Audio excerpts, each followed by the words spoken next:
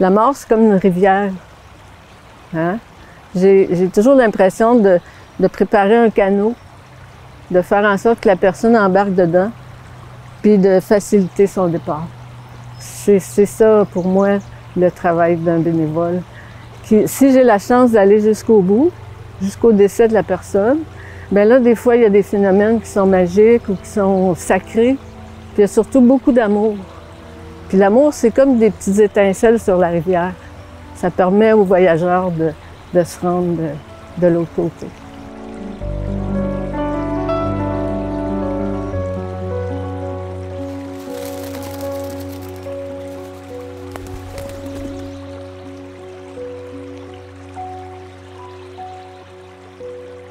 Bonjour, chers téléspectateurs. Mon nom est Marie Leblanc et je suis présidente du conseil d'administration de Albatros Bois-Franc Érable. Et je suis très heureuse d'être ici aujourd'hui pour vous parler de notre merveilleux organisme avec tous nos beaux services qu'on offre. Bonjour Marie. Bonjour à vous. Je suis Nancy Godbout, directrice générale d'Albatros Bois-Franc Érable. On a plein de choses à vous dire aujourd'hui concernant notre bel organisme parce qu'on réalise que même après 30 ans d'existence, il y a beaucoup d'entre vous qui ne nous connaissaient pas. Tu as tout à fait raison, Nancy, parce que plusieurs fois, on me demande « Albatros, qu'est-ce que ça fait donc déjà? » Exactement. Tu veux nous en parler? Oui, avec plaisir.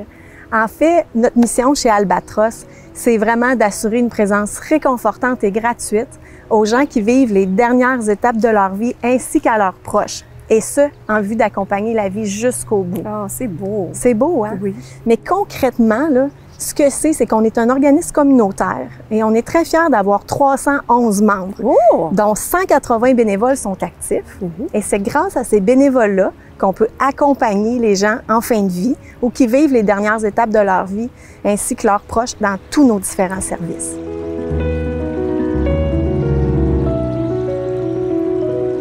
Il faut aussi savoir qu'on ne lance jamais un bénévole comme ça pour aller faire de l'accompagnement, à moins que le bénévole ait suivi notre formation et surtout apprendre la vision et la mission, la philosophie de Albatros. Alors nous, on accompagne, mais toujours par notre présence, dans l'écoute, avec le plus grand respect et toujours dans la grande confidentialité. Tout à fait. Et je voudrais mentionner aussi qu'on s'adresse à la population de la Grande MRC, de l'Érable et des Bois-Francs aussi, ou d'Arthabasca, qu'on l'appelle, je crois. Oui. Tout à fait.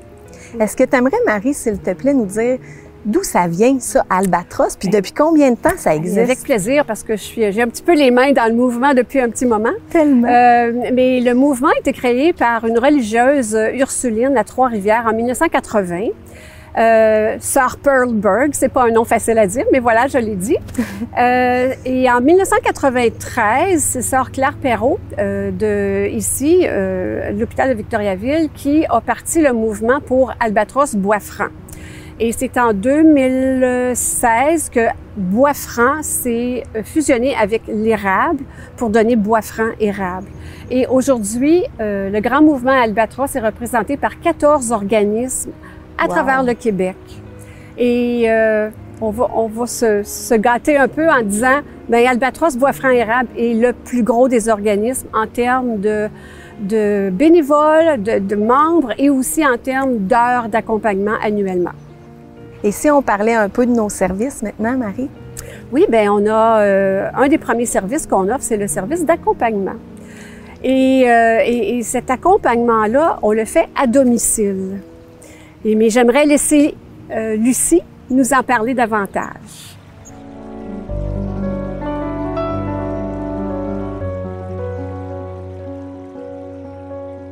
Alors, comment ça se passe? Premièrement, on reçoit une demande au secrétariat d'Albatros qui vient d'un professionnel de la santé, une travailleuse sociale, une infirmière ou un membre de la famille, un proche aidant, etc. Et le secrétariat contacte la responsable des bénévoles du secteur en question et on va faire une première visite d'évaluation des besoins et de la situation en général, du contexte. La responsable des bénévoles va s'efforcer de faire le meilleur jumelage possible entre les personnes et la bénévole. Et je pourrais dire que c'est un service accessible, gratuit, inclusif, qui s'adresse à toute la population, sans distinction. Une visite d'un bénévole albatros, c'est assez simple en fait. Le bénévole, il va se présenter à l'horaire prévu, parce qu'avec les gens, on a convenu d'un horaire, la plupart du temps fixe. Ça peut devenir flexible au fur et à mesure que l'accompagnement va se dérouler, mais il est fixe parce qu'il y a beaucoup de visites à domicile des professionnels de la santé. Alors, il faut vraiment placer la visite du bénévole. Ça dure entre 1 heure et 4 heures, une fois ou 2 par semaine, dépendant des besoins, dépendant des disponibilités, etc. La bénévole va consacrer la majeure partie de son temps à la personne malade. Et c'est là que je dis que ça se drape de l'ordinaire. C'est-à-dire, on aide la personne à se déplacer dans la maison, à aller aux toilettes, à se lever du lit, à se remettre au lit. On lui sert des breuvages. Ça arrive qu'on fait un léger repas ou goûter. On fait la vaisselle, on fait des biscuits. C'est vraiment tout est possible, en fait. Puis, la personne n'est pas... on n'est pas de la visite. Donc, il n'y a aucune obligation de la personne envers le bénévole. Puis, naturellement, les gens de la maison peuvent prendre un répit, peuvent aller faire leur épicerie, peuvent aller rencontrer un ami, prendre une marche, en tout cas, prendre de l'air un peu pour se décharger un peu de la responsabilité pendant quelques heures. Ça crée une brèche dans le chaos, la confusion, le brouhaha qui peut entourer l'annonce d'une maladie irréversible, avec toutes les choses qu'il faut faire, les gens qu'il faut rencontrer, etc. Donc, on est là pour, je dirais, créer un espace, puis placer l'humain au cœur de cet espace-là. L'humain qui a peur, l'humain qui souffre, l'humain qui a des dernières volontés, qui veut accomplir, l'humain qui veut, qui donne un sens à sa vie, puis qui se prépare pour un voyage vers l'inconnu, finalement. On a aussi, Marie, des bénévoles qui œuvrent à la Maison Marie Pagé. Oui. J'en profite pour faire la distinction entre nos 2 organismes, qui, bien qu'ils soient super liés, vraiment intimement liés, ont des missions quand même différentes. Parce qu'en effet, on a plus de 120 même bénévoles albatros qui œuvrent à la Maison Marie Pagé et qui participent à la grande équipe de cette belle maison-là, qui accompagne, c'est-à-dire accueille des gens en fin de vie. Donc, la différence, en résumé, entre nos 2 organismes, c'est que la maison accueille des gens pour leur offrir des soins palliatifs et tout ça en fin de vie. Et nous, chez Albatros, on les accompagne. Voilà. Donc, c'est ça la belle différence. Merci d'avoir fait la distinction, parce que ça aussi, il y a beaucoup de gens qui ne savaient pas exactement, quand on parlait d'Albatros, tout de suite disaient « Ah, c'est donc bien à la Maison Marie Pagé ». C'est vrai que c'est bien. Et on est vraiment heureux d'être là aussi. Exact. Avec nos plus de 120 bénévoles. On les aide beaucoup. Tout à fait. Oui. Mais on a quand même d'autres sphères de services. C'est ça que les gens doivent comprendre pour faire appel à nos services encore plus. Et je laisse la parole maintenant à Jonathan qui va nous parler justement de ce qu'il vit à la Maison Marie Pagé.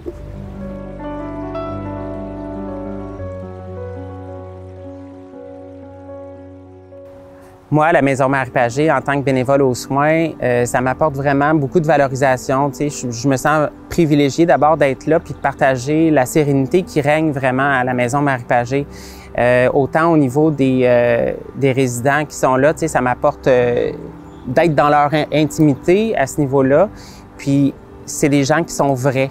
À la Maison Marie Pagé, les résidents qui sont là, c'est souvent, l'acceptation de la maladie a été faite. Donc, on peut vraiment, tu sais, comme approfondir le sujet avec eux, tu sais, puis des fois, ils nous partagent de belles leçons de vie. Et ça, bien, ça m'apporte réellement beaucoup. Je pense que eux autres m'apportent parfois plus que moi, ce que je peux leur apporter.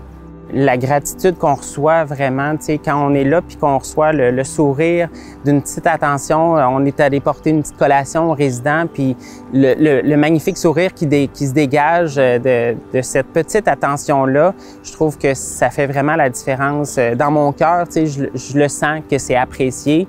Et d'autant plus lorsque je reçois des remerciements des familles qui sont là, qui sont aux côtés de leurs proches qui sont en fin de vie.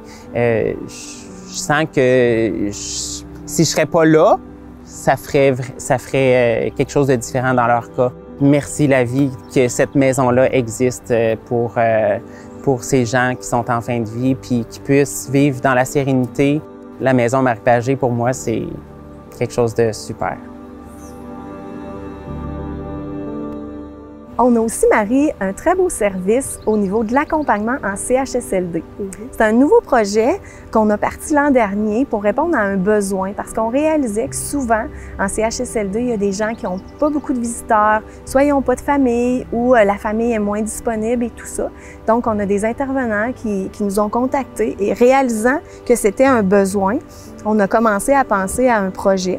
Donc, on a commencé à envoyer des bénévoles au CHSLD de Lister, de Plessisville, de Princeville aussi, et même dans les deux CHSLD, Le Chêne et Le Roseau à Victoriaville. Comment ça se passe concrètement? C'est que les bénévoles arrivent là-bas et il y a une liste de gens qui souhaitent avoir de la visite. Donc, ils peuvent passer dans les corridors et dire « OK, je vais aller voir monsieur un tel, madame une telle. » Ils passent un petit 20 minutes, un petit 30 minutes, selon les besoins. Puis, les bénévoles qui arrivent ensuite peuvent prendre la relève, sachant ce qui a été fait auparavant. Donc, on espère ainsi créer un peu plus de joie et de facilité à vivre ces moments-là pour ces gens-là. Puis, il faut dire aussi qu'en CHSLD, il y a quand même des gens qui sont en fin de vie. Alors, nos bénévoles seront déjà sur place pour les accompagner également. Exact. Au lieu d'arriver à la dernière minute, comme ça se fait des fois un peu trop souvent. Oui, voilà.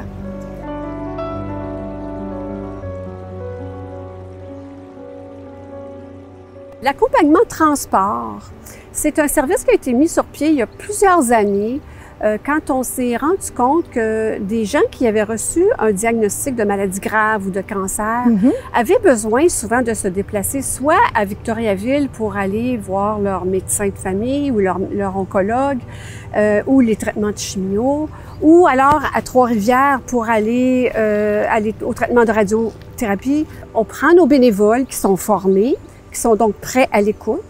Et ce bénévole-là se sert de sa voiture. Et ça, c'est sans frais pour l'usager. Sauf que, évidemment, l'usager doit rembourser le kilométrage. Mais sinon, c'est vraiment un service bénévole. Alors, on va chercher à la maison, on l'amène à l'hôpital, on l'amène jusqu'à son rendez-vous. Évidemment, pour confidentialité, on ne rentre pas avec le médecin à moins qu'on nous le demande. Et on l'attend et on le ramène et on a une oreille ouverte. Si ça n'a pas bien été, si on a reçu des mauvaises nouvelles, alors on est là pour accompagner également pendant le transport. Wow, c'est excellent. Fait que je comprends dans le fond que quelqu'un qui a même pas les services d'accompagnement à domicile peut justement juste avoir recours à ce service-là pour aller à ses rendez-vous. Oui, mais il faut bien noter que c'est strictement pour des rendez-vous médicaux. On a aussi chez Albatros, à un moment donné, réalisé qu'il y avait un énorme besoin au niveau des gens qui restent. Parce que chez Albatros, on accompagne les gens en fin de vie, comme on le dit depuis le début, ainsi que leurs proches, mais on les accompagnait jusqu'au décès. Et puis, à un moment donné, on a réalisé que les gens qui restent avaient eux aussi besoin d'aide. Donc, on a développé un accompagnement au niveau du deuil. Donc, ce sont essentiellement soit un suivi individuel ou des groupes d'accompagnement au deuil. Sur ce, je laisse Danielle nous en parler.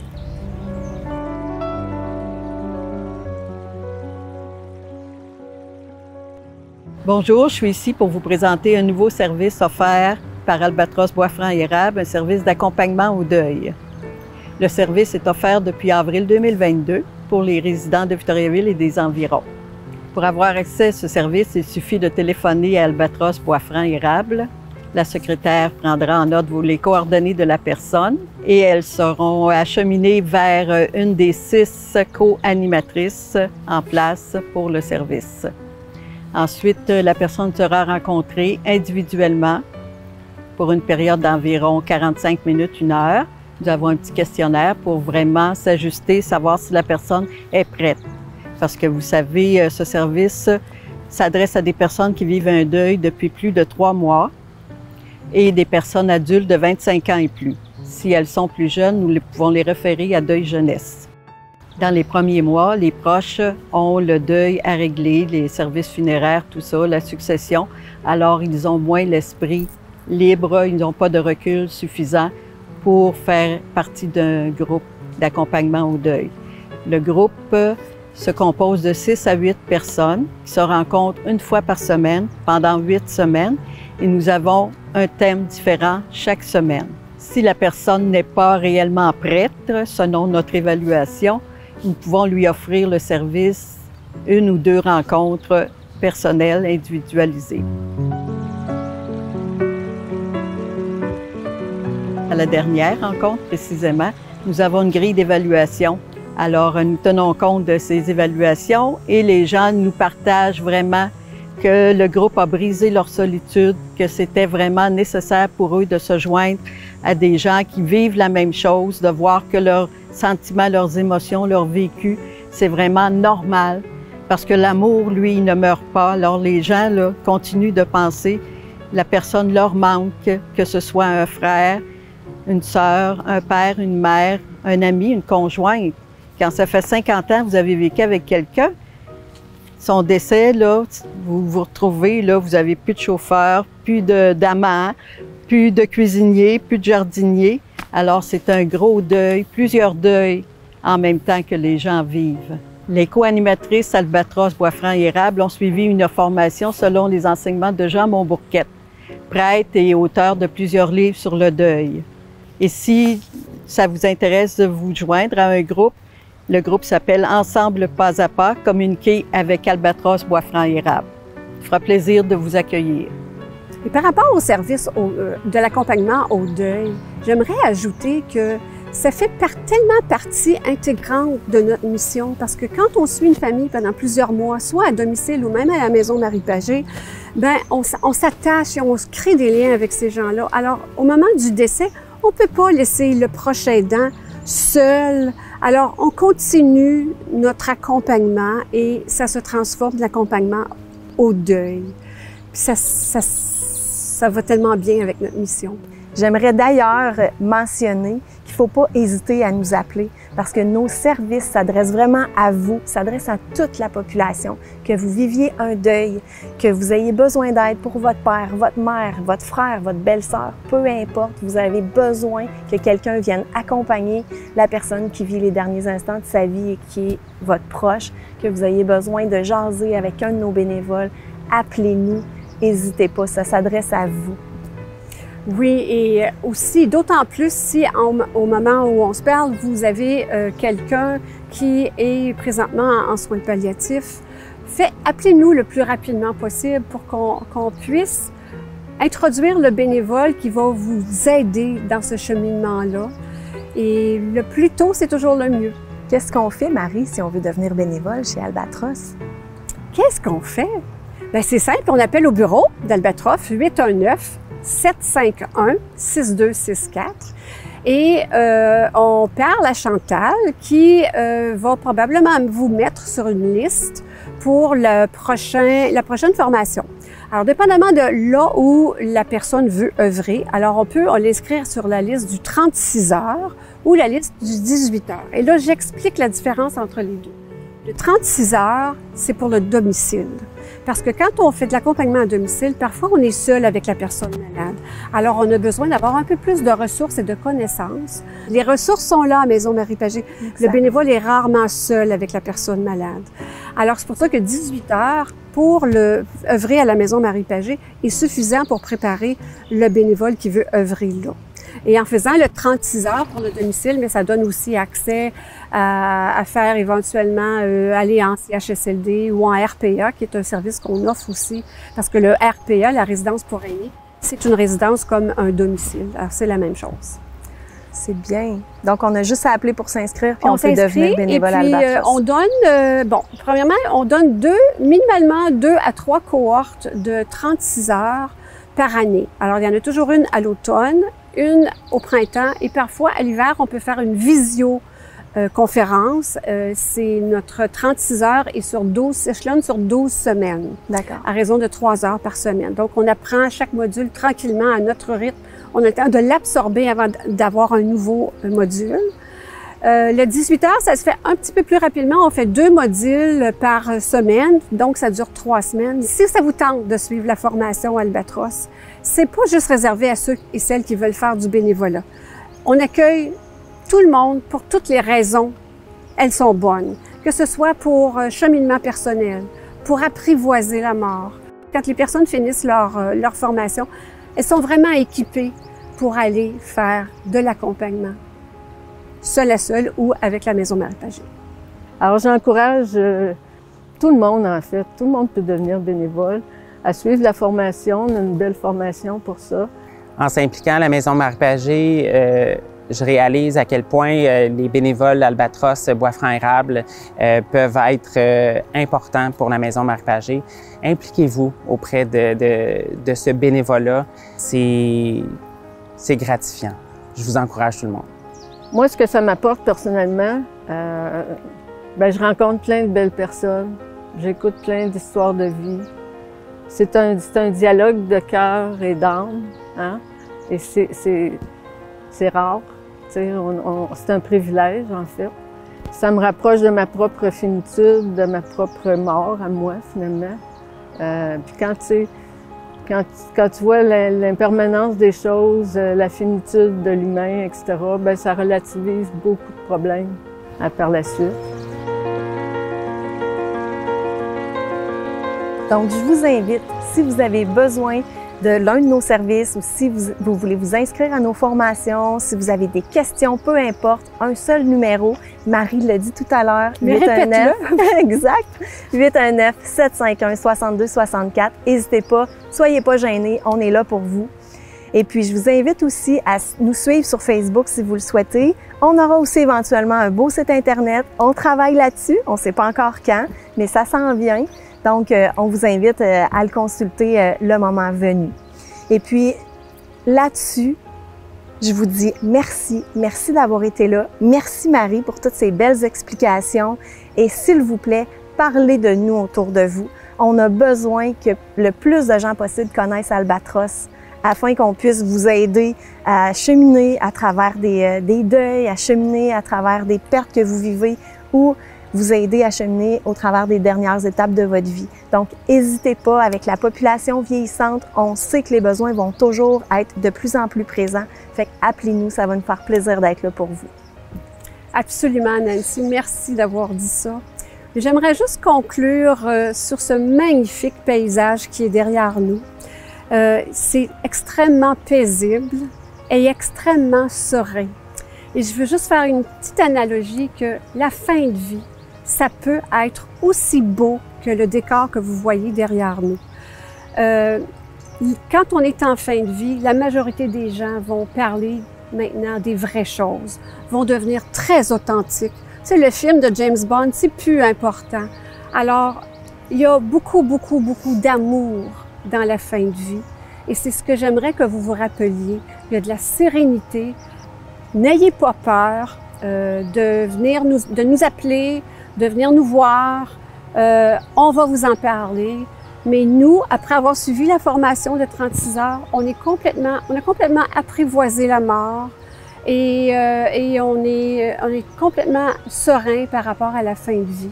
Et c'est un peu cette émotion-là qu'on aimerait vous apporter et que vous puissiez à votre tour apporter à des gens que vous connaissez ou des gens qui ont besoin de services de bénévolat. Alors, merci beaucoup et merci à vous tous, puis merci à toi, Nancy.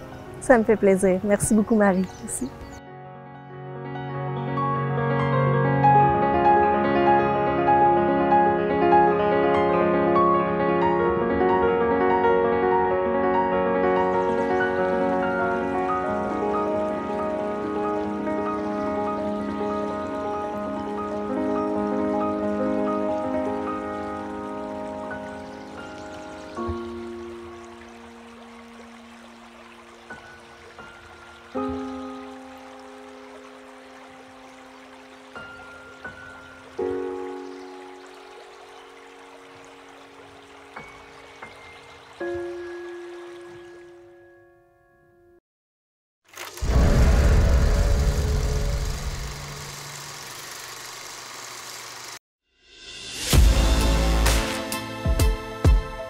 Victoriaville et sa région, en marche vers les Jeux du Québec 2026.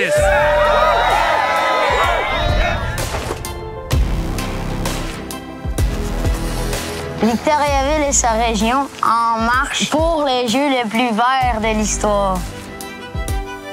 Victoriaville et sa région, en marche pour la santé. En marche pour la jeunesse. Victoriaville et sa région, en marche vers l'excellence. Alors, mon nom, c'est Éric Lecomte. Je suis commerçant au centre-ville de Victoriaville depuis 1991. Définitivement que le sport, c'est un équilibre pour moi. Ça m'amène à avoir une discipline d'entraînement, puis ça m'amène un équilibre dans ma vie. Victoriaville, on a une belle ville. On a les bonnes infrastructures pour recevoir les Jeux du Québec. On a des gens dévoués qui vont être disponibles pour faire du bénévolat, j'en suis certain. Donc, on est la ville parfaite pour les Jeux du Québec. Je suis Philippe Dano des Kings de Los Angeles. Les gens sont passionnés, puis ils tiennent ça à cœur aussi. Puis c'est le fun, ça nous permet de nous développer nous-mêmes. Puis j'ai eu la chance de jouer pour les Tigres de Victo, puis j'ai vu que les fans étaient solides. Puis j'ai eu beaucoup de fun d'ailleurs. J'ai pu me développer énormément. Donc, une ville passionnée. Je m'appelle Zachary Martel, puis je viens de Victoriaville. Moi, je pratique le basketball en fauteuil roulant depuis environ 7 ans. En gagnant la médaille de bronze, c'était mes premiers jeux, fait que c'est comme... C'était une belle expérience. C'est sûr que c'est le fun de représenter notre région, surtout ici à Victo, parce que, mais le basket en fauteuil roulant, tu vois pas ça tous les jours. C'est impressionnant de voir comment il y avait de monde. Nathalie Gingras, enseignante de français au secondaire ici au Boisé. Donc, je suis native de Victoriaville. Là, j'ai fait 4 jeux du Québec. On était très fiers. J'ai des beaux souvenirs aussi parce que les gens que j'ai côtoyés, on les revoit quelques années plus tard, puis on a tellement vécu beaucoup de choses que c'est toujours... C'est des beaux moments d'échange aussi entre les athlètes. Je me souviens qu'on s'échangeait nos chandails, des écussons. C'est des souvenirs, moi, ils sont gravés dans ma mémoire. Puis quand on revoit quelqu'un, ah oui, on a participé ensemble aux Jeux du Québec, ça fait des beaux souvenirs. Vraiment un dépassement aussi de soi. Là. Peu importe là, le succès ou les difficultés, ça a été beaucoup d'émotions, puis vraiment un dépassement de soi pour eux. Vous ne pouvez pas imaginer l'impact que peut avoir ce type d'événement, tant dans le développement de l'enfant que l'impact sur toute la famille, et même d'une ouverture sur un nouveau monde. C'est vraiment une grande fête pour les participants.